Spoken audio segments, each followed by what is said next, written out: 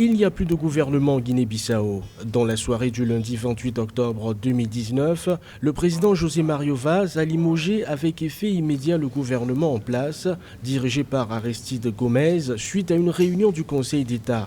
Le Premier ministre Aristide Gomes a déclaré après cette annonce ne pas respecter cette décision, la jugeant illégale. Il n'y a pas de raison que le président se mêle des affaires du gouvernement et qu'il fasse un décret. Il n'a plus le pouvoir pour faire des décrets. Même pour faire le décret de nomination, d'investiture de ce gouvernement, il a été possible grâce à la délégation de pouvoir qui lui a été conférée par le sommet des chefs d'État d'Abuja. Je lance un appel à l'armée pour qu'elle ne se mêle pas du processus politique en cours et que, le moment venu, les autorités judiciaires seront amenées à se prononcer sur la validité juridique de ce décret. La communauté économique des États de l'Afrique de l'Ouest avait pourtant averti que le gouvernement ne pouvait être limogé avant l'élection présidentielle du 24 novembre 2019. Nous sommes face à une crise. Le président de la République réunit encore les partis politiques pour choisir un Premier ministre qui sera chargé de former un gouvernement. Face maintenant au refus de l'autre gouvernement en place